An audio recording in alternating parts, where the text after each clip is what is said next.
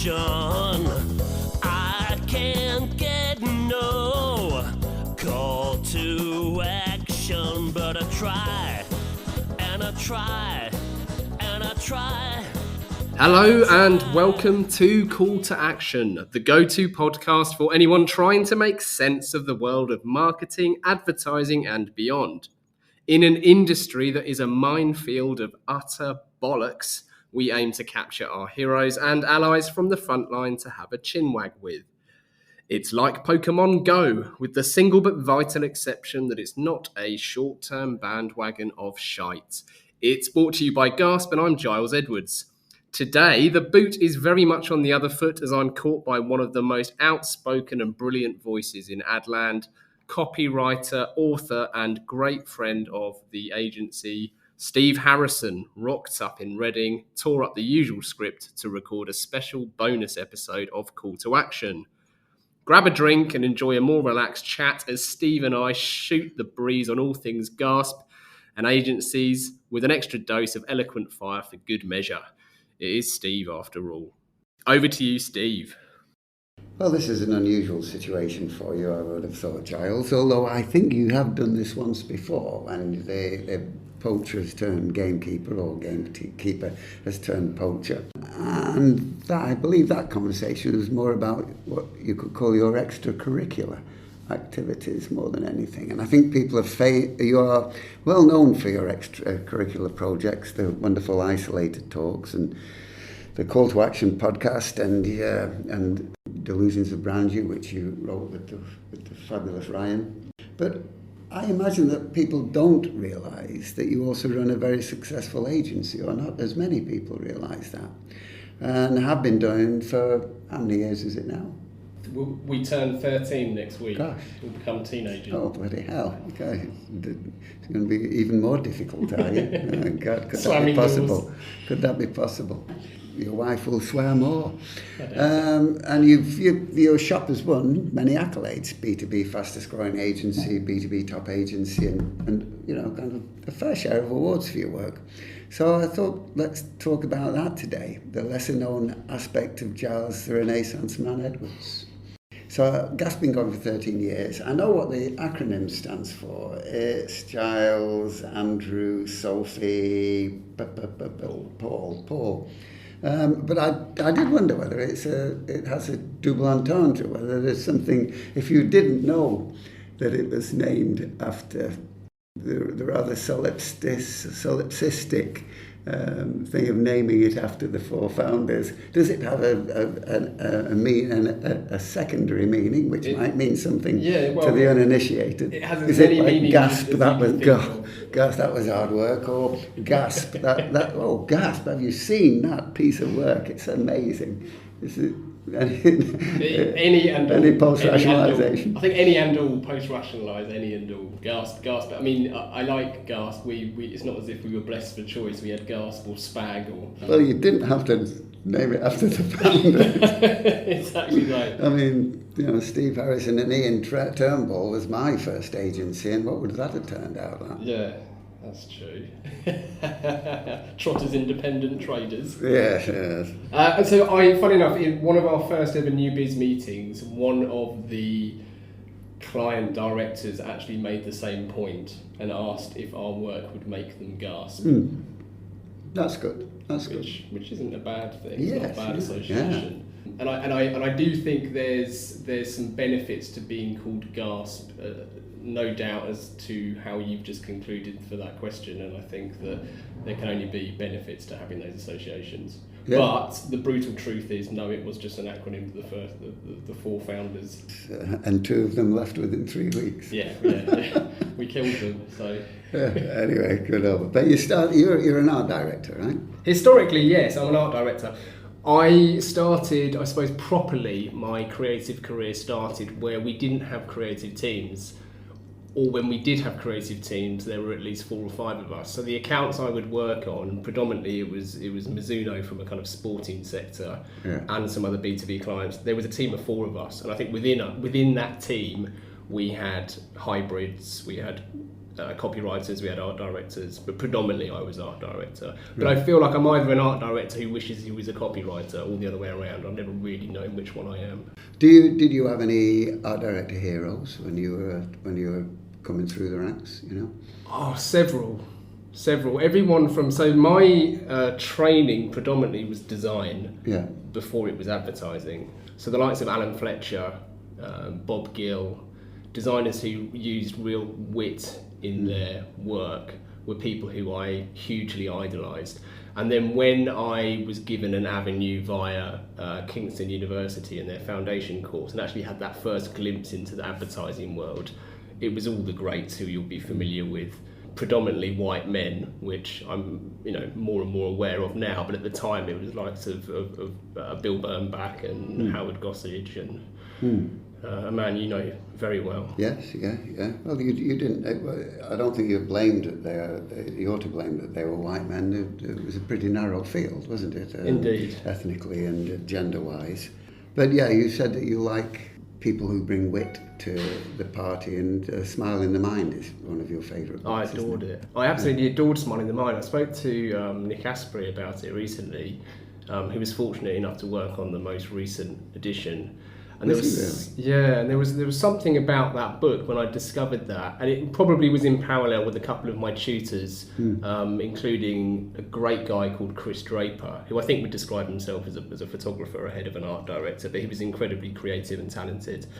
And it was when I began to actually practice advertising that I really saw the kind of world of commercial creativity, whereas previously, and certainly when I was at college and university, it was all about aesthetics and design and pure graphic design, not really on its application. And the functional aspect of it. Very much functional, which could be quite flat and dry. Yeah. But as soon as I could see that wit, that is just absolutely Smile in the Mind. There's other books, The Art of Looking Sideways. There's a few, I think, that I can probably claim open that door to me, and seeing that use of wit has always been really, really important for me. Sure. And did you have any art director heroes? So you've said Gossage and you've said kind of like Burnback and whatever, but was there anybody out there, a contemporary of yours, who you felt was you would aspire to?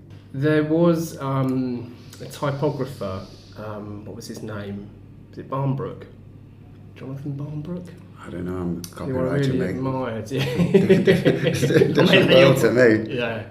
So there were quite a few, and actually I genuinely, what I really liked about my time at Kingston, and I've mentioned Chris Draper, I don't know, I have subsequently tried to discover, I don't know how big a name he was or how known he was. All I know is that he was significant to me and my peers when we were learning the ad trade. Right.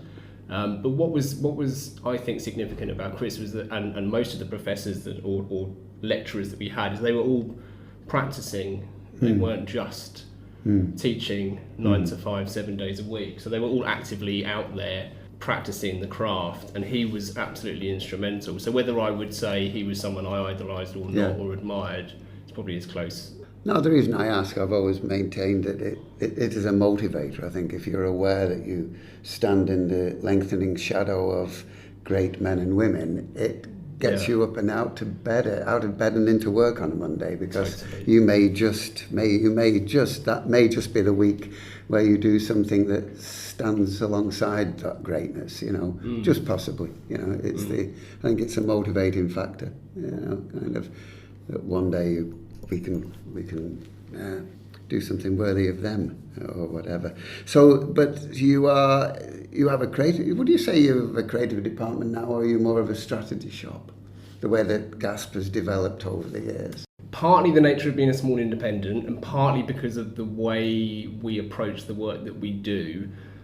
The lines are very blurred, which can come across as an excuse for just hiring creative misfits who do a bit of everything, but I'm proud of that tag.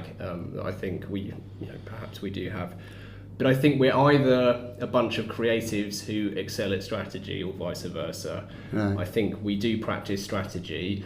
We coined the term proper marketing a few years ago, and a very well-known professor, who's I'm sure his name will come up soon enough, started using the term a couple of years ago, which pissed me off a bit because now it looks like we've nicked it from him, but I don't think that's true. But I think it all comes from our focus on strategy, and coming from an agency like so many agencies who seem to specialise in a particular tactic, I've seen that term get misused.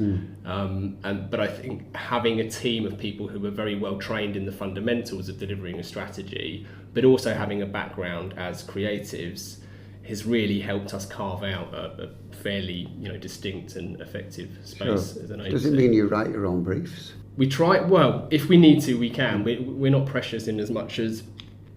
I think some people think we are difficult to work with, and that might be true. But I think we're difficult with the best intent, and I think we do like to write the brief, or at least interrogate the brief. And that doesn't...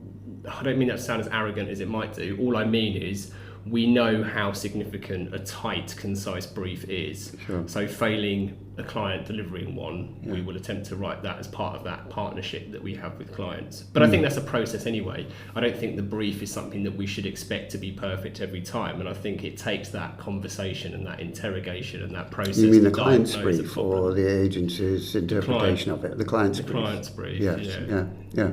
No, I mean the client's brief I would have thought is usually describing their marketing problem too. Yeah. And what then needs to be worked on is how do you turn that into something that is interesting to the consumer? Yes. And I think that most people don't make that step. Yeah. But I think as a good creative person, I think eventually you do become a good planner. I mean, a lot of people I used to work with, kind of made that leap, because you've got to take something that the client has given you, and if you're any good at creativity, you've got to then turn that into something that is interesting to the person you are creating for, and that's the consumer. So I suppose working in a small shop, you're almost forced to do that, aren't you? You take that on board, whereas in a big agency, you remain in your silo and complain. You complain about bad briefs, whereas when you're working in your own agency and it's a small shop, you are forced to take that responsibility. Well, I think you made the comment to me a while ago when we spoke about if you're in a small agency, you are front line, maybe you're closer to the coalface. I think might have been the metaphor that you perhaps used, which I think is very true. Yeah, I mean you aren't insulated from the commercial realities that your clients face, nor should you be insulated from the practical realities and needs and wants of the customers that you're serving, i.e. you're writing for. Whereas you work in a big agency, I think that you are cotton-wooled against both. You know? But I'm probably getting my head ahead of myself. Would you ever consider working in a big shop? Do you feel you've missed out on anything by thus far staying small? Possibly. I think it'd be silly for me to say I might not have missed out on something because you can't know what you don't know. I know that I was deterred from joining big network agencies by an older brother of mine who spent his career with big network agencies. So rightly or wrongly, and I suppose if the time happened again and I had an even younger brother, I might deter him from being an independent because I relate to the pains and the struggles of that, and the grass is always greener. So the honest answer, Steve, is I don't know. I don't know really, and I have no kind of us versus them opinion necessarily. All I know is that there are talented people who I admire hugely that I'd like to work with, and there's the context of working in a big agency versus a small agency, which might not provide the conditions required to do great effective work. And if half of what I believe or half of what I've heard is true about the way some of the network agencies are run and the friction that introduces and the commercial friction that can produce, I'm probably best off in a small gobby independent. Right. I think you talked about the Venn diagram of good work, and on the other axis of that is good money. Good money. And the two it's a very slim slice, sliver where the two of them coincide and such. When I was researching a book what I wrote, I spoke to somebody who had quit big network life, and they said that the creative work was, quote, just part of the toolbox of client retention. Wow. I didn't even know what it meant, right? But the creative work was simply part of the toolbox of client retention, and the aim was to come out of the other end with the client still on the roster. Right. I mean, what a soulless existence that must be. I do sympathise with. I mean, I don't know. Maybe I'm spinning this too much in their favour. I do sympathise with the commercial pressure and realities of needing to pay salaries and cover your overheads, etc., and operate as a business that can exist. But I do wonder if we are guilty too much of becoming subservient and not valuing the expertise and the value that we can bring as an agency. Well, I mean, I worked for Ogilvy, I worked for Wunderman, so it is possible to do good work within the structure of a large global network. So, but you've just got to want to, I think that's probably it. And when I think back to some of the ads that I recall growing up, the likes of the Barclaycard ads that Paul Feldrick was involved in, and Trevor Robinson, OBE's Tango and Orange Man, all the classic Guinness ads, etc. They all come out of big agencies, don't they? Absolutely. And so it would be ridiculous of me to claim that there isn't some of the greatest creative talent within those shops. Yes. But I suppose I wonder how much that may have changed and how much forces are kind of driving talent out of those places. Yeah. And I don't know the answer. I know that is happening. I certainly hear lots of noises and hear of lots of different either agencies reforming into different types of entities or consultancies, like the likes of Droga 5, who we mentioned briefly earlier. So it's a complex one to answer that. do you think you could work? I mean, I eventually realised that I was unmanageable. And that's why I had to start my own agency. So do you think you could? Do you think you're manageable? I do. I don't know. I know if Sophie was with you, then you probably could be manageable. But Sophie if you weren't allowed to take your wife with you. Yeah, well, Sophie can only operate where there is no HR department. Right. We once had I shouldn't put this out, but I know this will get out, but she once replied to an HR related question from a team member at Gasp and said, just email gofuckyourself@gasp.com. Right. Which sums up her approach to HR. I don't think I'm unmanageable at all, and in fact, I think there's an assumption that people make, not just within the industry, but any business owner makes an assumption, or people who know business owners assume that you could never work for someone again. Right. And I've never thought that would be true of me. I just know I would only be able to work with and for other people. I've got no issue with hierarchies, for example. So I would quite happily go into an organisation and be managed if the person managing me was inspiring and interesting and actually I wanted to do good things with. So I don't think it's quite as binary as I think in some instances it might be, or some people might have that opinion. So potentially I could, Good on. I'm also obsessed with learning. I think you know that. I'm obsessed with learning, and actually I wonder if perhaps there's only so much you can learn if you are part of that senior management team of a small independent. And I'm yet to reach a line where I think, well, that's it, I'm all maxed out, I can't learn anymore, or I'm not learning as I'm going. But it would be logical to conclude that if I'm working with more and more people, I'm going to learn more. But you have the freedom here which you would never have, and that is to choose the businesses you work for. And that is, I think that was, for me, that was the greatest boon to being to running my own agency. To choose the businesses I worked for and choose the people who I worked with. I think those were the two great freedoms that you had, that I had. And you turn work down, don't you? Yeah, we do. We turn work down. We turn pitches down. We probably turn down 80% of pitch opportunities that we're presented. Because we're a small team and pitches have a cost, and maybe that cost is proportional as you grow and become a much bigger entity. But for us, the cost is significant to participate in a pitch. And actually, turning down a pitch doesn't have to be the end of that conversation, we've turned down pitches and won the work, not because we've turned it down, but because turning down the pitch opportunity has led to the questions and given us an opportunity to qualify the client and understand that they really do want us to specifically to work for them, which often isn't the case in pitch opportunities. You might just be part of a due diligence process and you happen to be an agency that's similar to another agency that they are interested in working with, and you're just there to tick a box. So I think for us the challenge is, how can we qualify that as effectively as possible? And for us, turning down the opportunity, respectfully, of course, has often led to us qualifying the opportunities. Well, they will ring you later, or you give them a call 3 months later. We'll give them a call and explain why we don't want to participate in the pitch. And then actually that can be quite telling, because either a client will say, okay, fine, we understand, never mind, and you might never hear from them again. But in other instances, a client will ask why, and it gives us the opportunity to maybe pick holes in the process that they've outlined.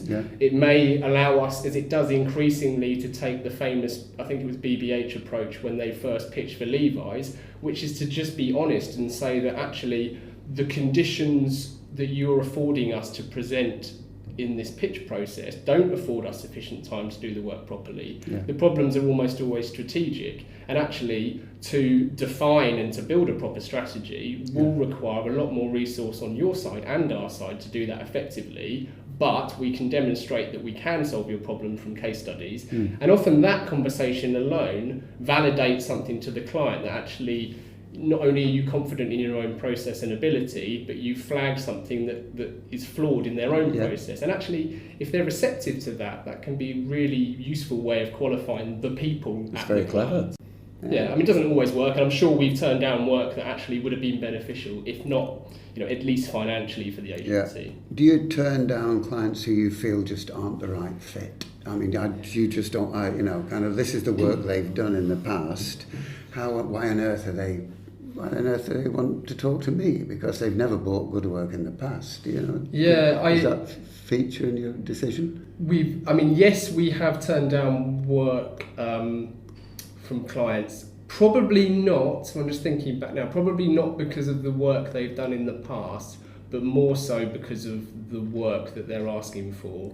Or there's something about whether it's timing or budget or something to do with the process, or whatever criteria they're using to award the work might not just seem right for us. But more often than not, if we turn down work, it's because clients are just not the right type of people, or they might be rude. We've had instances where we've had, I think in 2 instances that I can recall, fairly young members of the team who have been spoken to really inappropriately. And that's just not, it's just not okay. It's just not acceptable, is it? And actually to normalise that and to expect people to be spoken to in that manner sets a precedent, and that precedent's really dangerous. And as a tiny agency, I can't pay people extra salary to put up with that type of nonsense and shit and abuse. Not that that's a route that I should even suggest is the right way to go. But actually, unless you look after your team, you can't expect your team to want to. So what did you do? Every day. Well, we've sacked clients because of that. We had one instance where we sacked a client, and maybe the context of the client doesn't sound quite as dramatic as it could do, because it wasn't a huge, massive multinational company, but it was a really interesting fashion brand. But the lady who ran the business was just very, very rude to one of our account managers, and so we sacked them immediately on the spot. And that client, the client actually word for word said, "You can't do that." I think if she saw how bloodshot Sophie's eyes were, she'd have realised that there wasn't really much comeback. And actually this client, to give her credit, not that I've named her, she actually did apologise later, and she ran the agency to apologise. But it was too late by then. It was too late. It was too late. It's just not acceptable. I don't doubt we'd be richer, and I don't doubt actually, Steve. I'm not trying to make it sound like I'm a good person to work for, because I'm under no illusion that I'm not a good. I'm not a good person to. I'm not good at managing people. I'm terrible at it. But there's a few things that I think we can do, and that seems to be one that has happened. To look after the staff. Time, weather, and... We interrupt this podcast to announce that we will never interrupt this podcast with ads. Ads that awkwardly nudge you to contact the pod's host Giles Edwards on 01189 952 007. Only the other day some pod listening companies did just that, calling for guidance on strategy and brand identity. But we're not asking you to do that. Nope. Anyway, back to the show. There aren't very many good things about getting older, but one of them is you care less about what people do. You realize that I don't give a shit what this person thinks. What do I care? Oops. Well, there's only one Bob Hoffman. Episode 24 of Call to Action was a classic, but hold on. We used to have 3 criteria for whether we would pitch, and they were, can we do good work, which had to be met, and then the other 2 were, will we make money, or do we like them? Will we enjoy working with these people? So 2 out of 3 had to be ticked, but the one that was absolutely imperative was, can we do good work with them? Yeah. And we did fire Virgin Atlantic, which was there was a bit of a hefty chunk out of our. But yeah, they were just rude to us. They were Virgin in those days were the rock and roll aspect of the relationship. They saw themselves as the rock and roll aspect and treat everyone else as suppliers essentially. And it wasn't on, and I think we got rid of another piece of business. But it's great for internal morale. Yeah. Great for internal morale. That you're looking after the people come before the money. There's a great story of Frank Lowe getting everybody together and announcing everyone. I think it was at Lowe Howard Spink in those days. Got everyone together and said, "Ladies and gentlemen, it's about 11 o'clock," and had champagne on the bar. And said, we seem to have misplaced the Ford account. And, kind of like the whole, because everyone hated working on it. The place erupted. We seem to have misplaced the Ford account. And we did the same. We seem to have misplaced the Virgin Atlantic business. Bugger, But you're right, Virgin does, or perhaps still thanks to the work of Andy Nairn and the Lucky General lot, who managed part of the account. But I remember working, was it Virgin Cargo even? And even cargo part of their business was seen as rock and roll to the agency. Because it was Virgin. It was all cargo. It was all just, it wasn't particularly sexy, the work. It was, relative to the competition, it probably was. But even Virgin Cargo had that reputation. Do you think that being your own boss sometimes, do you need... Well, you've got Sophie, so that answers for those who do not know, Sophie is the boss, and Giles is a partner in both senses of the word. But do you think that bosses do, they need somebody driving along in the chariot with them saying, "You are only human. You are only human." You're the boss not only of this agency, but you run. Kind of the isolated talks, you run the calls to action. You are a face in the industry, whether you would admit that or not. Yeah, I don't know how to answer that really. It's a tricky one. I know certainly that both Sophie and I would have struggled to have made it to 13 years old, or whatever we are, without each other, because I think being a boss in isolation, solo, would have just been too big a slog. I enjoy being... do I enjoy being a boss? I don't know, Steve. I don't even know if I enjoy it. Yeah. I like having freedom. How about freedom and control? Because unless you run a very democratic shop, you do make the decisions about what work, who you work for, what work goes through, etc. So you do steer very much the ship, I would have thought. Yeah, very much. Which means I'm not particularly liked. Really? Within the agency. Really? I'm liked outside of the agency more than I am in the agency. That's true. In fact, you've seen our offices, albeit briefly, but it's not rare for everybody in the team to be over here in this side of the office, and I'll be on my, the desks on the other side. And I played you a voicemail from Sophie earlier that she sent for no real reason. That wasn't provoked at all. It was just an update on how she was feeling about it. Yes, you did. Yes. But I think that freedom is important actually, and it's probably something that I don't appreciate because I've had it for 12, 13 years, and actually I wouldn't know what that was like were it taken away. But I do worry that sometimes I'm too pig-headed, and actually maybe there's decisions that are made that aren't ideal in terms of turning down work or turning down opportunities. I don't know. Do you have a board? Or is it just you and Sophie? No, it's just me and Sophie. Yeah. To that point, Sophie and I rarely agree. Right. And perhaps that's partly why That's why she sent you that message. It's why she sent me that message, yeah. We'll have to play that for the audience so that they know what we're talking about. Maybe that can be the melody, the music that plays us out Yeah. at the end. Yeah, but I actually think because we disagree so much, it's partly why it works. Yeah. I like to be challenged. I know she likes to be challenged, and I think that's important.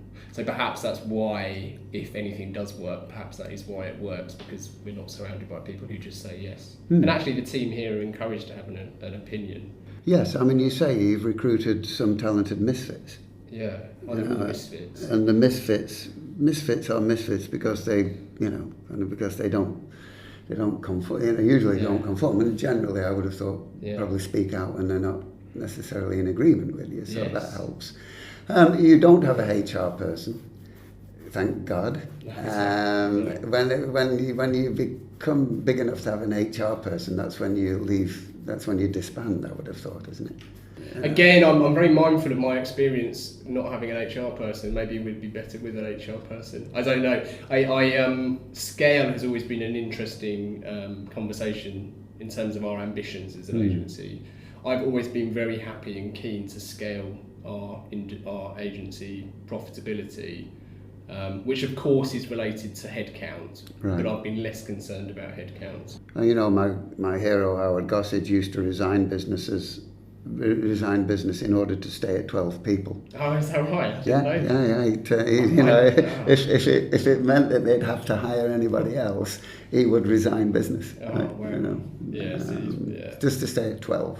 Yeah, I can see. The thing is, I get that. I totally get that, and I feel like that kind of culling maybe kept everything so strong. We also agreed with you about how to get paid. I know you've got very strong opinions about being paid by the hour, and that you should be paid for the value you provide. And Howard also, this is in the 1950s, said, "I will do this job for you for $50,000." And there was no quibbling about, how long will that take you? As long as it takes, but it will cost you $50,000 for me to do this for you. But getting paid for ideas and getting paid for the work is very difficult. I mean, I know you're trying. Do you want to talk about getting paid? I've always, the idea of a billable hour has never really made sense to me, even coming through at other agencies and timesheet management. Just seems to commoditize the product. I don't think you can commoditize creativity. And also, it seems to incentivize the wrong thing. So if we were to solve a client problem, then it's in both parties' interest to solve that problem quicker.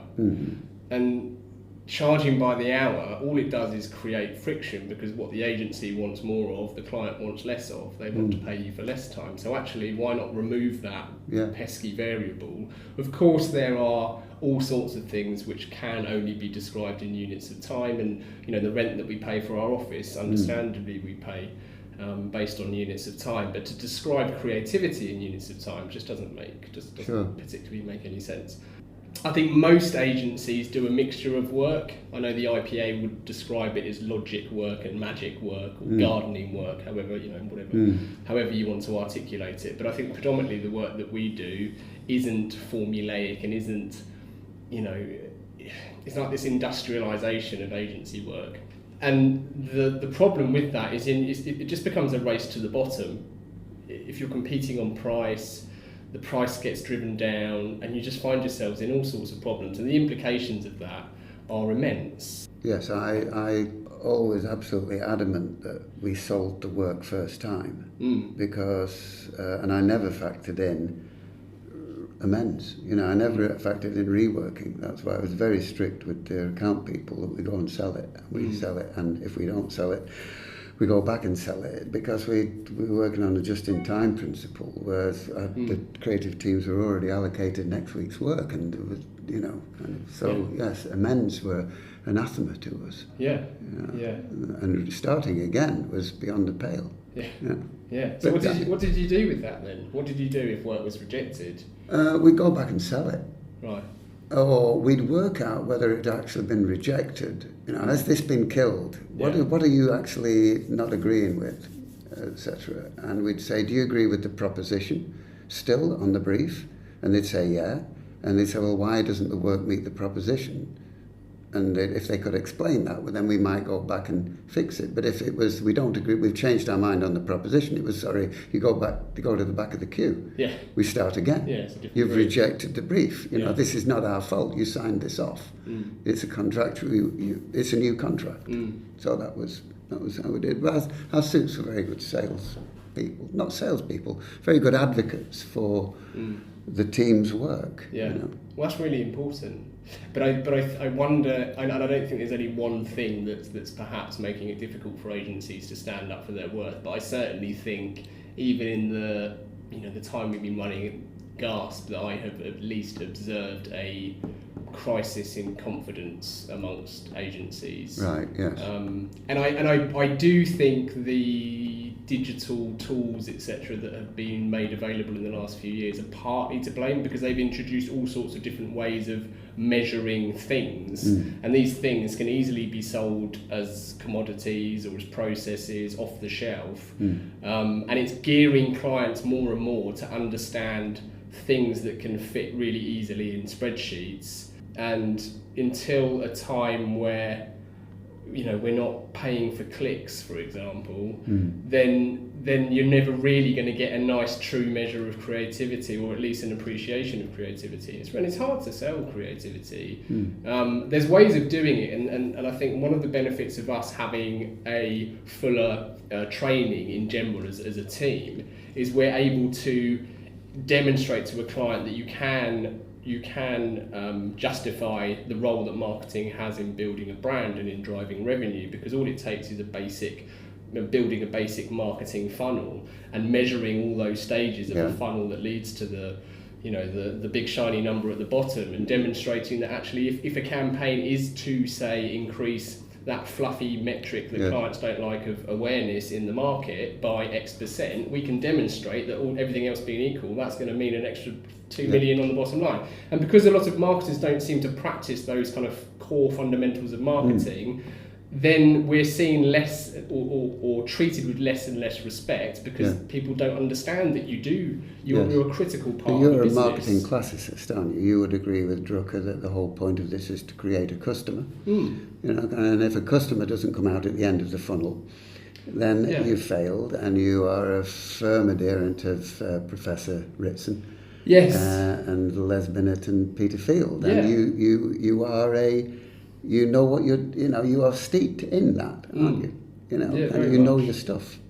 And you're an adherent of the classic orthodoxy of what we're supposed to be here for, aren't you? Yeah, of course. And was it true you put all of your staff through Ritson's MBA? Yeah. So all of the team here, bar I think one, so I think it's 80. We worked it out. 87.3% of us weird little misfits have done at least one of the two MBA courses. And as an agency, we've actually worked on the courses behind the scenes. We've been employed to work on some, tone. Oh, gracious me! So clients are actually getting people with a very distinct knowledge of the discipline. How unusual! Yeah, I know, that's how rare we are. Yeah. But actually, we've used that as a way of sourcing clients too. So we actually... You know more than they do, I'm sure, for crying out. Well, perhaps, and yes. In some cases. In some cases, absolutely they do. But we actually prioritise trying to work with clients who we know have been through the same training as us, because it saves so much time, and you speak the same conversation, and you know already that they have the same understanding. You have a shorthand, yes. Yeah.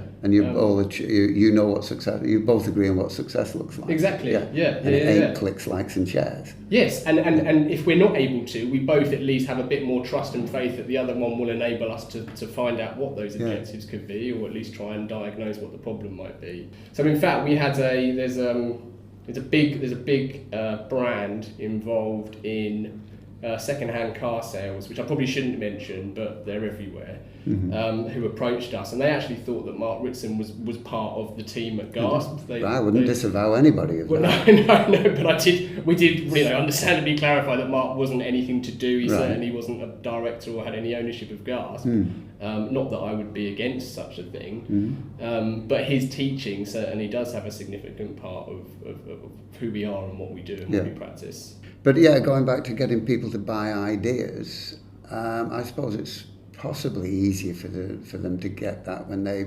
understand the whole point of that idea is to have an effect upon your building of the brand and the sales that will register as a result of that. That you aren't just having ideas because you want them, because you like having them, you know, and because you are not a silk-hatted dilettante, as some advertising folk might come across. Yeah, maybe less so. Yes, yeah.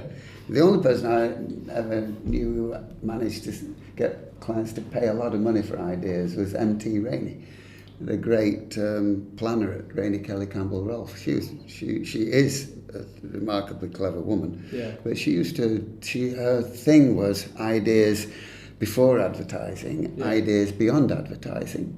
Right. Which I thought was a wonderful way to position an agency. Yeah, really, and one which possibly applies to you. Yeah, but perhaps it does. And I think I've said this to you before, that we you asked a question earlier about whether we have a creative department or are we a strategy, agency. But one of the reasons why we even set Gasp up to begin with was because both Sophie and I didn't really understand why creative people were not exposed to client problems sooner.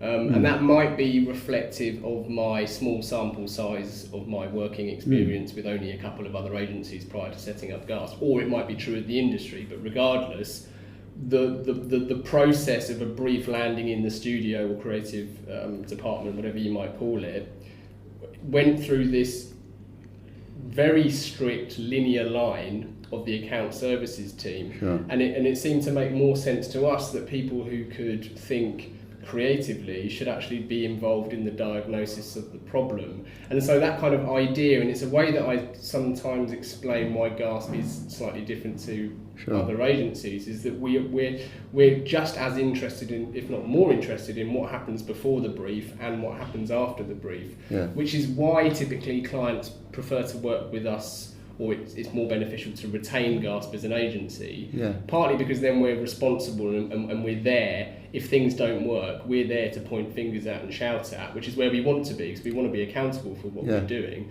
But also we're involved in actually the process of writing that brief and diagnosing what the problem is, rather than being someone who receives a tactical brief, where the success of that brief, regardless of your recommendation, is significantly reliant on the brief being written correctly or the diagnosis being strong in the first place. Sure.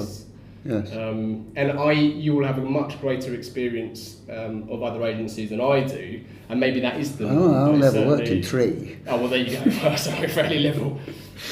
So maybe that is the norm, and if, I would imagine it is at much bigger agencies, but for smaller independents, I think that's quite rare. But I think what the secret is for me is that you realise you're in business. And I'll make the creatives who burn out, I think, are in show business. I actually think that advertising is primarily show business. It's not business. It doesn't, in no way does it relate to the industries that we serve. We're in show business, and people who burn out as creatives, I think, do so because they take a brief. They're the passive recipients of somebody else's thinking, and they simply produce a creative response to that. And they may get awards for it and whatever, but after a while, simply turning up on a Monday and then doing the work, and then going home and turning up on Monday and doing the work, they're in show business, and they are therefore subject to the vicissitudes of fashion and faddishness. And that's why they eventually fall out of fashion. They become, not the guy or the girl anymore, and they drift away. Yeah. But the people who stick at it are the people who realise they're in business, and stop reading Campaign and occasionally read the Financial Times.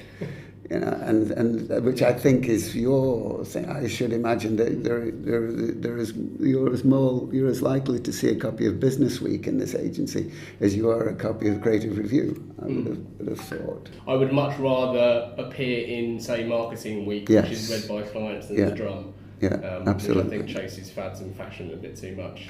Well, speaking of fashion in the industry, have any of your clients come to you and asked you for a social purpose campaign? Yes. Have they? They have, yeah. So this is a really good topic, and I know that we've spoken about this before, and you've written about it, and I think you're one of my go-to reference points for trying to articulate the commercial purposes that we have in this industry that we shouldn't be ashamed of.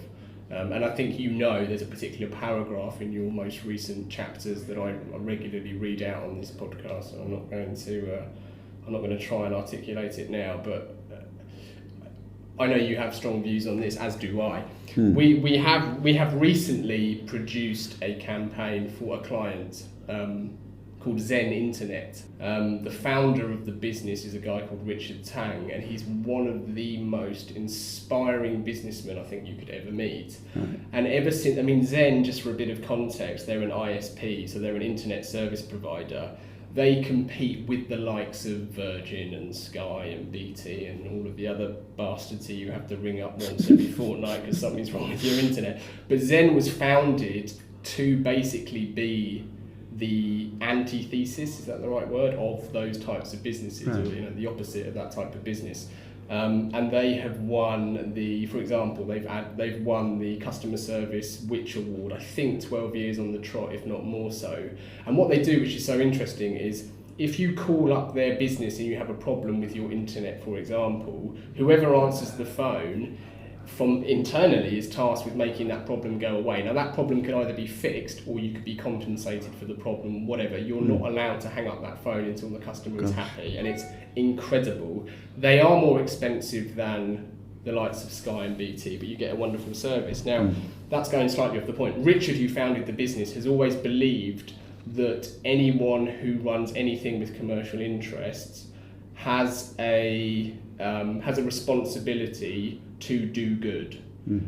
So since Zen was founded, he has consistently ploughed a huge percentage of profits into local causes and charities and in order to do good. Now, this was, I think Zen is, I'm guessing now, so I could be wrong, but I would guess 25 years old, and they've been doing this for 25 years, and they've been doing some wonderful things in local communities in and around Rochdale, where they're based, just outside Manchester. Now, in the meantime, certainly in recent years, there's been a kind of, a means to an end, and people trying to use social purpose and jumping on the social purpose bandwagon as if the consumer is, incentivized by that. And so what has happened recently is they've asked us to promote the fact they do good, because their competitors are claiming they do good, but we know they don't. Right. And so actually the campaign we've been running at the moment has actually been slightly mocking the people who claim to be superheroes, and simply articulating that for Zen, it is not a superhero thing, it is a doing our bit thing. Right. And so there has been a campaign to promote the social work that they do, but it's really authentic, and I think that's too rare. Is it something that could be done through PR? Yeah, and there is a whole PR wheel that's going at the moment, and they've recently registered as a B Corp, which too few people really realise or know about. But I think that there's a lot of promotional work going on around B Corp in general. But they're a very responsible business. They are, of all the businesses we've ever worked with, they probably do good more than any. But is the money they're applying back into the community, is it for projects that are separate from the core offering, which is the service providers? Yeah, it is, but it's also true within the business. So within the business, they, I don't have all the details to hand, but they have I think their carbon footprint, for example, is very, very impressive versus every other business and so on and so forth. So they're making significant steps and changes to their business to make sure that they are doing good with everything that they do, from their own networks and services to supporting other charities and so on. It sounds like they fulfil all of Paul Feldwick's 5 criteria for being a good corporate citizen. Yes. That they look after their suppliers, they look after their customers, they look after their employees, they look after the environment, and they pay their bloody taxes. Exactly that, they do, and they do pay their taxes. But they've added in, they look after the community in which they've they function, which Yes. is all to their credit. Yeah, absolutely. And part of something that they do is they are becoming more and more available, because they are relatively, a small player relative to the big Skies and BTs of this world. But as they become available in certain towns and rural areas around the UK, they are actively supporting charities and communities within those small villages and towns. To do good. And I think the reason they can do that, and something that Richard never shies away from, and he's always very proud to say, is because of the commercial reality of them succeeding in they're earning commercially profit. successful. Yeah, yes, because they have excess money that allows them to do that. And he remains the only single shareholder in the business, and he is, as I said, he's an incredibly inspiring man who I struggle to articulate what I think of him without me making it out like he's a hippie. Right. And I mean that with more respect than is probably coming across. I admire him so much. And during lockdown, he was recording video blogs from walking in the woods and trying to do things with nature. And he's a very smart guy, but he's the sort of guy that you could genuinely back. And you know that you would not only get on with him, but admire all of the decisions he was making from a business perspective. But that just drips throughout the whole company. Now, they only employ, again, I say only relative to the competition, I think there's about 600-700 members of staff, but they live and breathe it day in, day out, and they've never really spoken or shouted about it, because that's not why they do it. Yes. And that's why it's one of the few campaigns of you would put under the sort of purpose bandwagon, which I can really get behind. Of course, yeah. But the commercial purpose facilitates the social purpose. Entirely. I don't think they'd ever try and claim otherwise. He sounds like the guy who runs Forest Green Football Club, the energy, environmentalist energy company out in Stroud. But Right, yeah. I started off our chat by saying that people might well know you more for, I call them extracurricular projects, but they are absolutely core to what you do, and that is the Isolated Talks and the wonderful Call to Action podcast and the best-selling books that you've written. And you have got a high profile in the industry. Do you think there are, you look around at others, do you think there are, the creative people particularly used to have kind of rock and roll reputations in the industry. I'll give you an example. I had the pleasure of Graham Fink's company a couple of weeks ago. And I first became aware of Graham Fink, not because he'd won loads of awards and everything, the work that he did. It was back in the late 80s, early 90s, and there was a great club called Fred's in Soho. It was next door to Private Eye's offices, just behind Soho Square. And I made all of my creative department members of Fred's, just as a perk and whatever. Used to go in there, I remember asking Kate Moss to get off my seat, not knowing it was there, to say, "Excuse me, love, that's my..." "Oh, it's yours, love, it's yours, fucking hell." And at the back of the room was a board with kind of postcards that you could take, and the one which always stuck with me was one with Fink, and it was Graham's silhouette bent forward because he's a tall lad, So the F was him in silhouette bent forward, and it was just INK, Fink, and he was advertising himself. Yeah. Kind of, and as he told me, kind of, he got a lot of stick for it, but he was out there, kind of, and there were, the industry had rock and roll players. And do you think, is it me just getting old? And I'm not in this racket anymore, so I'm not tuned into the industry's top of the pops, so to speak, so I don't know who's out there. But what is it? Are they the same characters? I would say that the irony is that the two biggest characters in the industry are Rory, who's 150, and Dave Trott, who's slightly younger. Slightly younger. I don't know. I remember my eldest brother is, how old is he? 60, 61? Right. And so he's of that ilk, yes. Yeah, he's of that ilk, absolutely. And I remember him telling me a story when he became, I don't know his official title, chairman of Leo Burnett, whatever he became for a time. One of his first tasks was dealing with this rock and roll-esque creative team that they had in the office. And there was a lot of pressure from the group to dismiss this team. And to give you a flavour of what they used to do, they would stay late, they would work late, and before leaving they'd often set fire to the office. And I'm not condoning that, Right. but they produce some of the best work. Yeah. And my brother Andrew said, well, we can't fire them because They're too valuable. they're too good. Yeah. And so they put up with them setting fire to the office. Right. I mean, I think they put things in place and sprinkler systems and so on and so forth. And I don't even know if it's fair to even suggest that they were rock and roll kind of profiles that you're alluding to.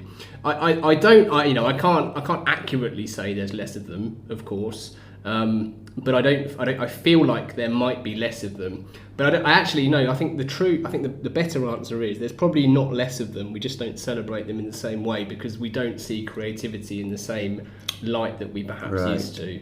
And I think part of the point that I think I made earlier about agencies becoming a bit more commoditized and the services that we sell becoming more commoditized and automated has lessened that kind of sexy value and appeal that creativity has. So perhaps nowadays the people who are the rock stars, they're in the shadows playing the keyboards now, and they're not quite, on the mic like they once were. Maybe that's the case. I certainly think the talent is there. There's some incredible people in this industry, and there's some incredible agencies, both network and independent, who are really doing brilliant work. Yes. So the talent certainly can't have lessened at all. But I think perhaps we're just not celebrating them like we should. And also, as you said, that they kept the arsehole arsonists on because they were valuable. Yeah, they were valuable. They were too valuable to the agency to let go. Yeah, and they now knew that talent is no longer regarded as valuable. No, maybe not. Maybe they can't. Maybe they're not as valuable, literally not as profitable because of the creative talent anymore. Because everyone's selling, clicks and impressions and all these ambiguous digital metrics that we seem to and rely they're on. horrible named assets. Yeah. They're just assets of the business. So I think the fairest answer is there's definitely not less of them. I mean, I know some of them. I know people who deserve to be rock stars and celebrated, but for some reason they're not the ones on the podium when you go to events. No. And maybe that needs to be corrected. Well, is it because people don't set fire to the building anymore, nor metaphorically dare they say inflammatory things? Yeah. People are editing themselves and they're editing their behaviour. And this is a bad thing, do you not think, for an industry that has always encouraged the unconventional, the maverick, the people who speak out of turn, who speak their mind and whatever. Yeah. You'd best be careful, mate. Yeah. Well, we both know of examples where, because of a particular client that might be, part of the books, you can't be seen to be speaking out against certain things and industry topics. Well, ask me how my freelance work is drying up. There you go. Yeah, it's amazing, isn't it? And it's depressing. But I think things are changing. I think that without putting too much pressure on independents, I think it is up to the independents to try and relight any fires that might have extinguished. Certainly for in terms of creativity, because the scale and model that we operate doesn't allow for that kind of mass formulaic approach and application across borders. We have to be maybe not working harder, but we have to be behaving in a more Ronnie O'Sullivan type way to achieve success. Yes, maybe we mentioned Ronnie O'Sullivan, listeners, because we said that he would be the sporting equivalent, or the recent snooker championship equivalent of. But could you tell me what you're working on at the moment? Have you been doing anything that you think is stuff you're excited about? Yeah, we've done some really good work recently for a mixture of businesses, and I think part of the value of being in a small independent agency, and maybe this is true of your question earlier about being the boss, is we work with all sorts of types of businesses in all sorts of industries. We've just carried out some wonderful work for a law firm, which culminated in them being acquired, not necessarily any part to do with the success we had of the work that we did. Really? We ran some brilliant ad campaigns, and they've subsequently been acquired. Langleys. Yeah, Langleys. Yeah. Langleys campaign, which was hugely rewarding, and it's one of the increasing number of clients we've won who we know have done the same training that our team has done, which has made it really, really easy to succeed, because there's no hidden agendas, or certainly no ambiguity between what we know they need to do and what they know they need to do. So we seem to be a lot more aligned. But at the same time, we're doing some brilliant work with Zen. Sorry to interrupt you, but I think that the Langleys work is very, very good. I love the radio spot that you did. Is it 30 seconds? And you managed to get the benefit of working with Langleys in how many times? Oh. You turn the property that you've developed around that brand into something that is in the spotlight. The voiceover, the tone of voice is absolutely bang on. It's a wonderful piece of creativity. Yeah. Effectiveness as well. I'm sure it's worked gangbusters. Yeah, it was. I mean, the results of that campaign were significant, and the client couldn't wax more lyrically about the effects of that work. All of the metrics they'd put in place to measure the campaign success practically exploded. And as you say, inquiries and packs. Yeah. So that's Colin Lewis. I remember talking to Colin, and he was part of some of the 118 ads. Yeah. And I don't remember the exact number of times that 118 is mentioned in those TV spots, but it's certainly impressive. It's just 118, 118, everything is 118. And I think pack shot and making sure you get the benefits in, the core benefits in, you get the client name in, all of these basic things which sound so simple but are too often ignored. Completely. That leads to great / effective work, and that's the type of work we need to celebrate, not the fashionable TikTok metaverse work that's going on that's not really moving the dial. The other point though that is relevant with Langleys is it was all built on proper research, and law firms typically, whether they like it or not, are a distress purpose, whether you're doing it for your own personal reasons or commercial reasons, whatever it might be, they are a distress purchase. And of all the industries that we currently work with, they are riddled with jargon, and working with a law firm, there seem to be all these kind of prohibitive obstacles in place of engaging with a law firm. So the research basically shone a light on trying to emphasise how easy it is to work with Langleys.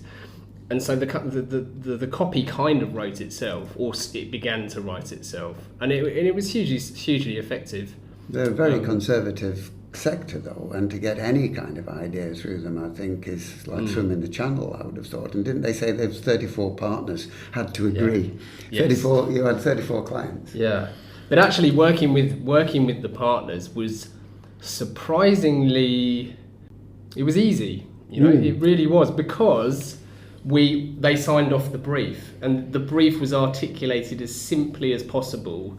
We wanted to communicate, we wanted to be unexpected, we wanted to look and feel and sound like anything you would normally associate with a law firm. Yeah. So, and it did that. So actually every time it came to presenting everything from just the basic articulation of the law firm to the creative execution and how that actually took shape, they were all incredible at validating their response against the brief that they had already signed off weeks earlier. Yeah. So actually, it was a breath of fresh air working with a law firm in that regard. And you say they got bought. I would have thought that the advertising was a large factor in that, because it raised their profile, it raised their presence. The purchaser thought they were getting a big brand, probably bigger than Langleys was. Yeah, I mean, it certainly didn't put them off acquiring the business. It's difficult to, especially with attribution, it's difficult to claim what led to success, but it certainly didn't hinder the process. I know that much. Can I tell you my law firm experience? We can edit this out, but see what you want. We had a lawyer, a big city lawyer, whose speciality was arbitration, and they would take people who were going to court, and they'd be the intermediary. They stop you from getting into court. They do the arbitration for arbitration lawyer. That was their speciality. And so what we did was we found the names of the legal directors for the FTSE 500 companies, and we published them in the Times legal pages, their names and the company. So all 500 legal Eagles for the FTSE 500. And the headline was, make sure this is the last time your name appears in these pages. And then we emailed them and said, you want to look in the Times today? You're in the legal pages. Fucking hell. We got absolutely hammered. Absolutely hammered. The client refused to pay for the £50,000 of the press ad. It's so as I say, absolute brilliant piece of work, I thought. Yeah. Kind of like big. Did it work? We never found out. I mean, they threatened to sue the shit out of us because because of the complaints they were getting from the legals at Vodafone and HSBC and you name it. You know? Yeah. Something else that happens when you run an agency is legal threats, isn't it? I've lost count of how many times we've been sued. Really? Yeah. You do a lot with YouGov, don't you? We had a partnership for some time with YouGov, which allowed us a really rich segmentation tool. Yeah. It gave us access to the segmentation tool. And what YouGov does, I mean, there's all sorts of research providers that we partner with, but YouGov is probably unparalleled in terms of the specific variables that they track and measure, often passively, of UK consumers. So tapping into that as part of that research process that we go to for pretty much every brief. That's a great resource. Good God. Yeah, You're certainly not making this shit up, are you? It's no, we don't. And then the thing is, though, as I mean, we mentioned Rory earlier, as he'll say, you know, the amount of data being measured and the amount of data that you can have access to via this and other tools is overwhelming. And actually, the trick isn't using as much data as you can, it's recognising the significance of different data points, and iceberg straight ahead is just one data point, but it's fairly significant. So it's all about taking measures and researching the consumer, but understanding which measures of attitudes or behaviours are actually applicable to the brief. And planners getting out there and actually then talking to people. And you know, Martin Wegerle, you know the guy who's the Wyden Kennedy, brilliant guy. He says the fact remains that much of the planning craft has become a zero consumer contact undertaking, with planners rarely being the doers of the research. Yeah. I couldn't agree more. There's pros and cons to being an agency based outside of London. One of the pros is we are in, a minority. I think you might have shared some original or some more accurate stats on this, but I think about 90% of people who work in agency land live in London, whereas 90% of consumers don't. Yes, of course. So actually being a bit more attached to the real world outside of London, I think is significant, and it reminds you of what normal life actually looks like for people. Yes. Although, I mean, in all fairness, with the agencies moving out to Dalston and kind of Hackney and everything, the real world and outside the bubble is there for them all to go and see. But they don't. No. They still get the agency Uber. They still go and queue up for their sourdough bread from the artisan bakers rather than going to the pie and mash shop. So it isn't just living in London. You can actually experience real people living in London just as much as you could here in Reading. It's just that I think that we've become set in our ways. Yeah, we really have. So things seem to be you seem to be very busy, but always, I'm sure, open to suggestions from other potential clients. Do you want to say your telephone number? Yes, 01189 952 007. Good lad. Would you, if the success continues, would you consider selling the shop? Would you consider making me an offer? I don't know. I genuinely don't know. I mean, maybe one day. I wonder what I would be selling. The only reason I say that is because we have very deliberately tried to engineer a small publishing arm to the business in terms of Gasp books. So there's isolated talks which kind of exist in its own right, and actually that should probably be separated from the agency. I'm not against selling the business. We haven't had any offers of late. But what are your thoughts on selling? As someone who has sold. Well, I sold because I didn't want to play five-a-side for the rest of my career. I'd started at Ogilvy, and then Martin, Tim and I set up HPT Brand Response. But it was like, I just felt I was playing five-a-side football, and I wanted to play in the Premier League, really. And that's what our reverse takeover of Wunderman allowed us to do. We could do things at scale. Yeah. So that was it. But as soon as I finished my earn-out, I had to pack in because I was unmanageable. Right. I was no longer my own boss. And I'd become, kind of so used to that. So whilst for the 5 years that I was doing my earn-out, I was still in charge. And then as soon as that was over, you should just become a salaried employee, taking orders from people that you don't agree with. So it's a mixture of things. It all depends if you can get to play in the Champions League whilst running this shop, then great. Or not in the Premier League by running the shop, all power to you, really. I'd probably advise you to do that and stick at that for the time being. And I'm not against the idea. I think, so my brother was involved in acquisitions for publicists, and he used to tell me some of the deals that were structured, and it wasn't uncommon for an agency, say, based in, Middle Eastern Europe, to approach publicists and say, we would like to donate to you or give you 40% of our agency, because they knew that retaining that 60% ownership, but with 40% of the publicist's arm, would pump some serious resource and value into it. So I think there's ways of doing it I found really interesting from a business perspective, for sure. So maybe watch this space. I'm sure there'd be a lot of people willing to, a lot of big network agencies interested in you when you do put the for sale sign outside. But that was fabulous. Thank you. Thanks, Steve. I really enjoyed that. It was nice hearing more about you, and nice hearing about what you do for, I should imagine, 90% of your time. It's all consuming. Fascinating. I hope everyone else thought it was interesting, and I particularly hope that potential clients thought it was interesting. They'd be crazy not to. Yeah. Thanks very much, Giles. Thank you. Awesome. Thanks, Steve. It's been an absolute pleasure. Thank you. Cheers, mate.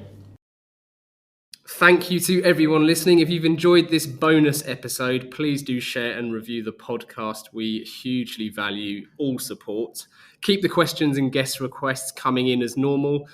Tune in next week for our 100th episode with an extra special guest.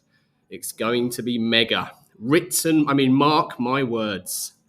To get in touch with us, it's easy to find Gasp online. You can check out CTA Pod on Instagram or just email hello@calltoaction.co. Fuck off, fuck off, fuck off, fuck off. Fuck off, you massive big fat